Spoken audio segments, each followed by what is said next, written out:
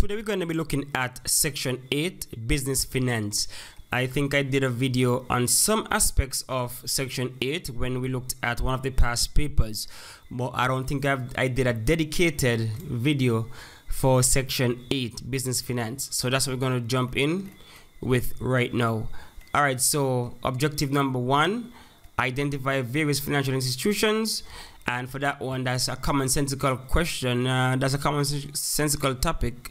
We know what the various financial institutions are around us. So we have the central bank, we have commercial banks, and then we have non-bank financial institutions like credit unions, insurance companies, and other societies. We have those micro-lending agencies, such as those those like quick cash lending institutions that you can go to get a cash advance before your next paycheck, and then when the paycheck rolls, when you pay them back. So you have those lenders out there, and of course you have government agencies. So central banks, for example, in the OECS region, the main central bank the only central bank in the OECS would be the Eastern Caribbean Central Bank. Most regions that have their own currency tend to have a central bank that governs that currency. So for example, in Trinidad you have Trinidad Central Bank. In Jamaica, Jamaica has their own bank. Guyana has their own bank. Barbados has their own bank. So central banks are those that are basically the ones who control the monetary policy of a certain region. They're the ones who deal with the money supply, the supply of money, and those kind of things. Now, commercial banks, everybody know about commercial banks. Those are your Scotia banks, your Republic banks. In the region, you have your national banks. So those are the commercial banks. Those banks that you go to open your savings account, your checking account, make your deposits, go for a loan. Those are the commercial banks. The Republic banks again. The what else banks are in the region? Republic Bank. You have Scotia Bank. You have First Caribbean Bank. You have a number of domestic local banks. Then you have non-financial institutions like credit unions. So you have some cooperative credit unions. You have various other, the nursing credit union, the police trade union. You have credit unions that are there that are formed by members to help each other when you want to borrow some money. Then you have insurance companies like your Nagico, your Sagico, those companies that tend to, when you open a policy with them, an insurance policy, they have some saving aspect to that policy. So you can save with those institutions. You can borrow money from them, against your life insurance or whatever services they offer. So those are simple financial institutions around the region. So we don't have to go too in depth with that one. So you have your banks, which are the main ones that control the finance in the areas, the regions. Okay, so let's just jump to 2, because the first one is just listing the financial institutions. In 2, describe the functions and services offered by financial institutions. And again, pretty straightforward. Functions offered by financial institutions. You can get a loan. You can get, cash advances. You can have savings. You can have fixed deposits. You can make payments through these agencies, these financial institutions. You can buy stocks and bonds through these financial institutions, so you can invest through them. You can work the stock market. You have other services like night safe deposits. You have your deposit boxes that you can put valuable things into for security. Banks put them in the big safe. You have online banking. You have you can go for advice when you want to invest. Of course, they have credit card, debit card, checks, all those kind of things. You have the ATM, ABM services, e-trade, that's online dealings, and so remittances. You have your credit, your Western Union and your MoneyGram and those things, those services. Banks also handle these things. Your bank drafts, etc. So again, pretty straightforward. The services. This is very commonsensical. Anybody know what functions occurs at a bank? You can list a whole bevy of them. So you don't have to go too in depth in these things. They're very straightforward. So we're going to get into the meat of the matter, which is basically describing the function and the role of certain financial institutions. For example, the financial regulatory bodies are government organizations such as the Central Bank, the Jamaica Deposit Insurance Company, the Financial Service Commission. So we're going to look at the roles of some of these financial institutions. That's the meat of the matter right here. Now we're going to deal with. So let's jump into this slide one time. So of course we have the banks. Those are, like I said, the main agents in the financial institutions. And of course, we know that some of the services we listed earlier. These are some more. Provide financial services such as credit cards, purchase and sale of foreign exchange, bank drafts, and telegraphic transfers. So all these are things that the banks do. How does a bank earn revenue? Now the bank earn revenue by 1, the spread between interest rates for borrowing and lending. 2, the spread between buying and selling rates for foreign exchange. 3, fees for bank drafts and other services. 4, payments for use of credit card and debit card. So let's break down these first two. Let's say the spread between interest rates for borrowing and lending. Now this simply means that the bank makes money by, for example, lending you $10,000 and you have to repay $15,000. So they make a $5,000 there. So that's what they're talking about when they say the spread between the interest for borrowing and lending. That's the money, the interest you have to pay back. Because it doesn't make sense to lend you 10,000 and you only pay back 10,000. So why did they lend you? They're not gonna make any money like that. So they would lend you 10,000. You have to pay them back 15 or whatever the percentage rate is of the interest rate, so that they make money like that. So it's always more. You always have to pay back more than you borrow. That's just how the bank make their money. You have to pay more than you borrow.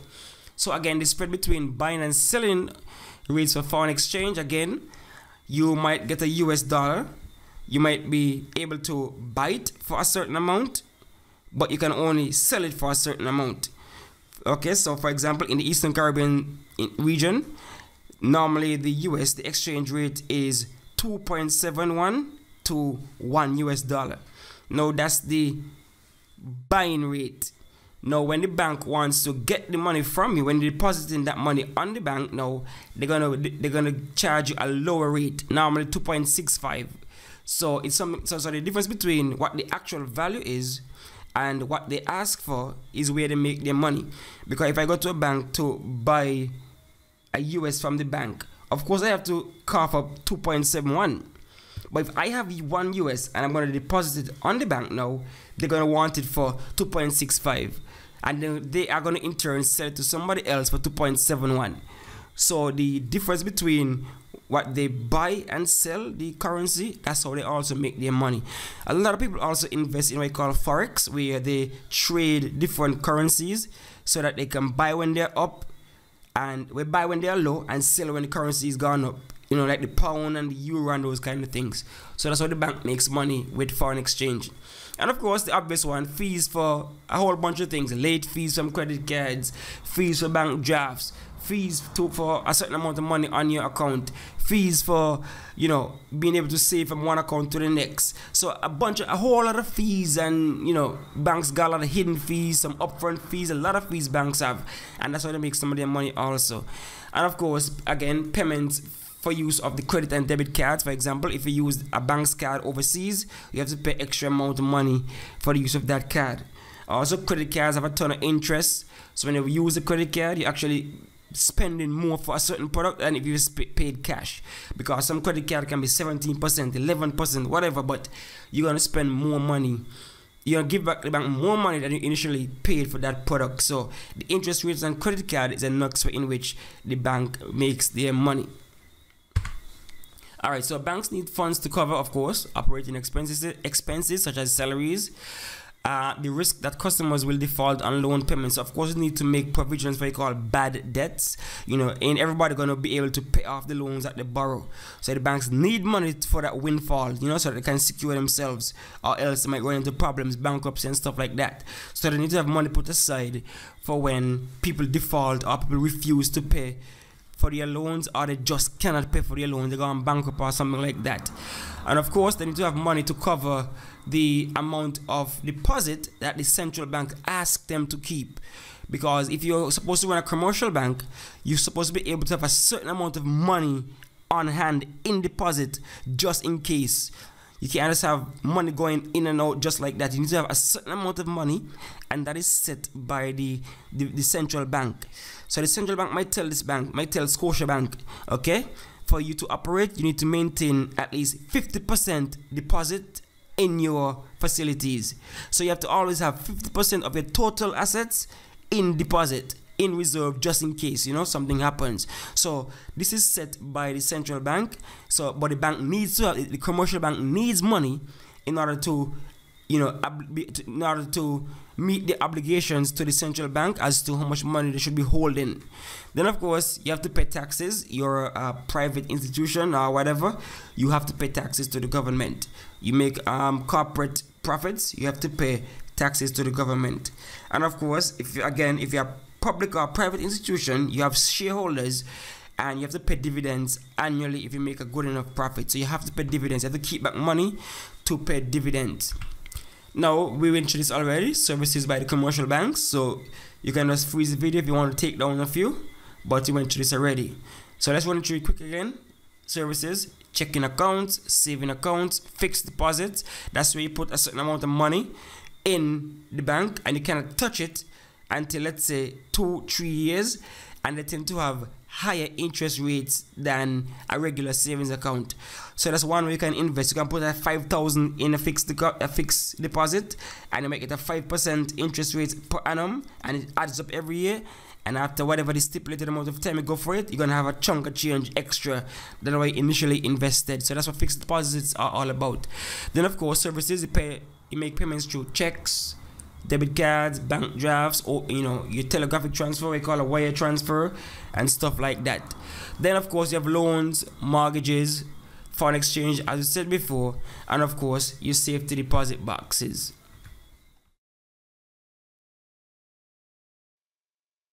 Other financial companies, as we mentioned earlier, so this is just a repetition. You have trust companies, you have merchant banks, you have development banks, you have offshore banks, you have specialist mortgage lenders, insurance companies, and many others.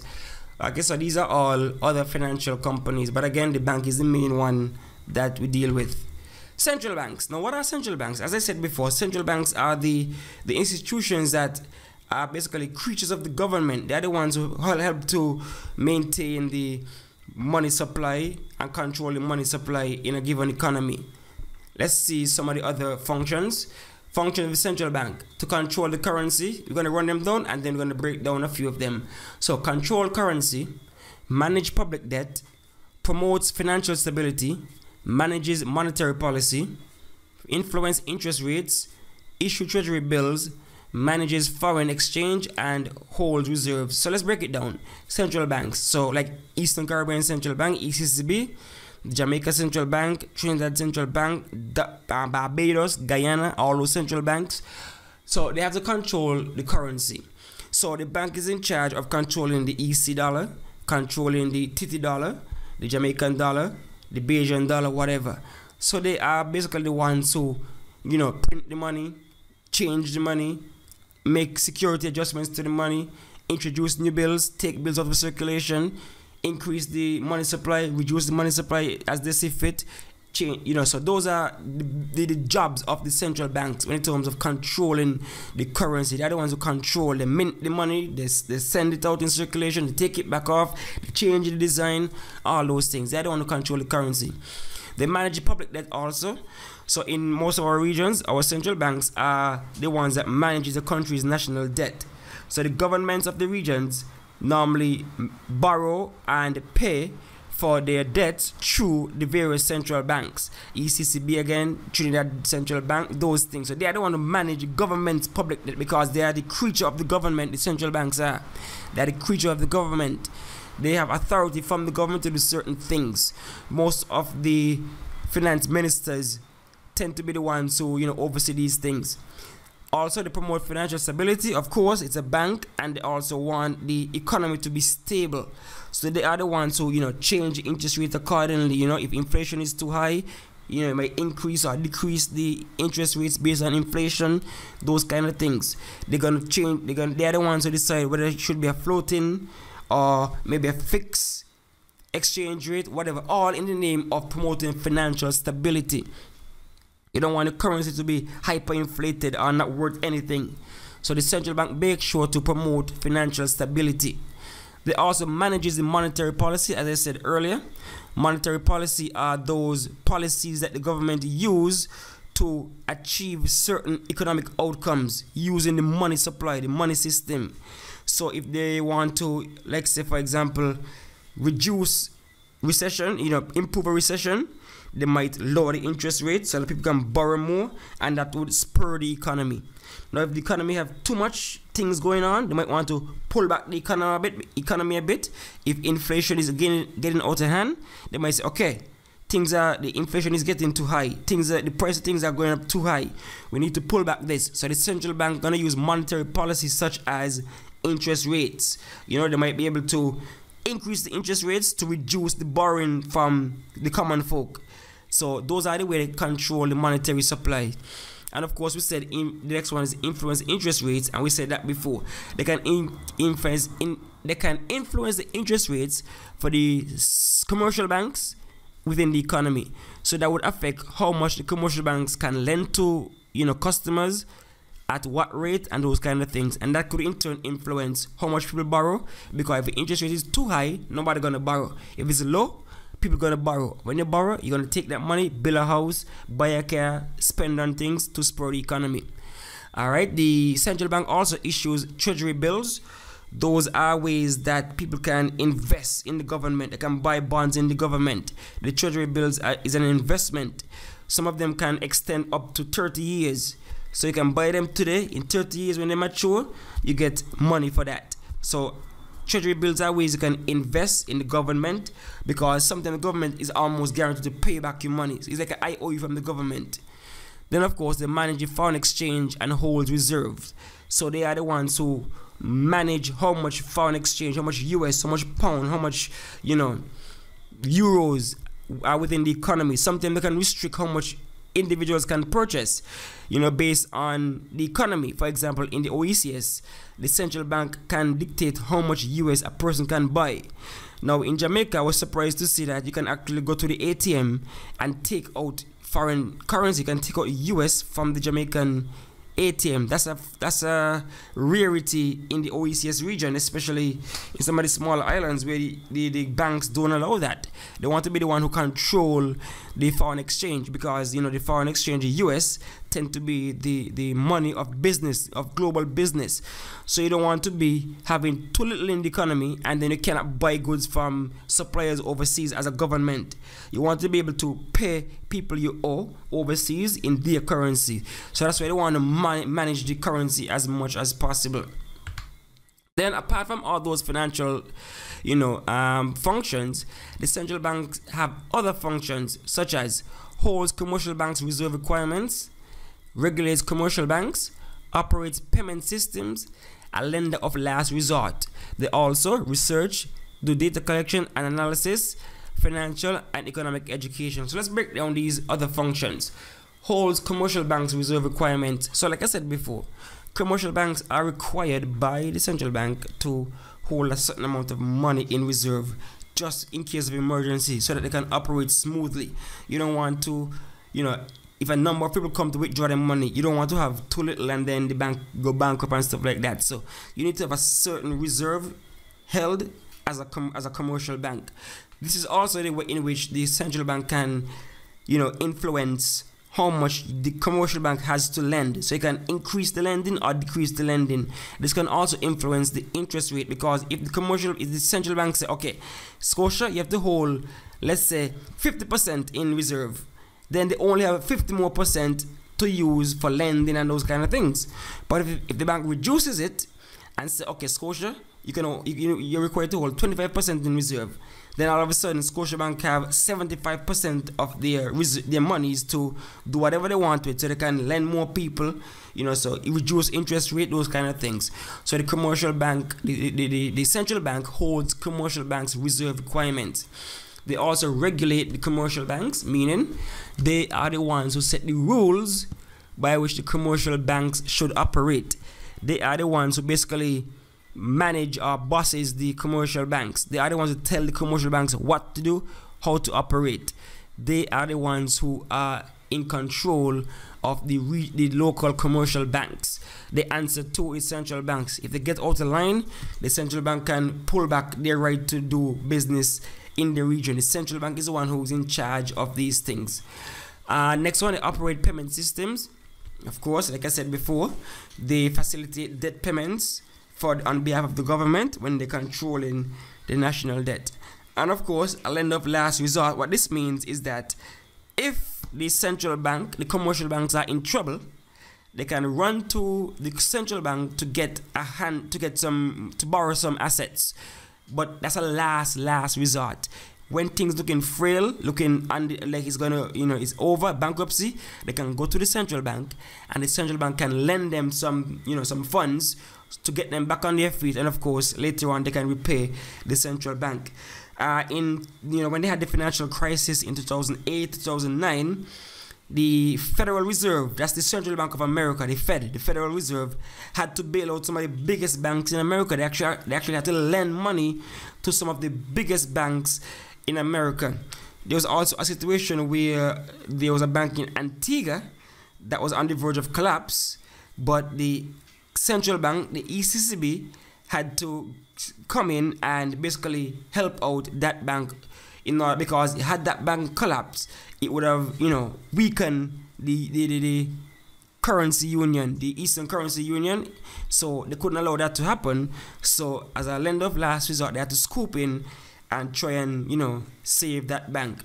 Also, this is a key one, they also do research, data collection, and analysis. So when you hear about GDP numbers, how much the monetary value of goods produced in an economy, GDP, the central bank is the one who looks into that kind of data.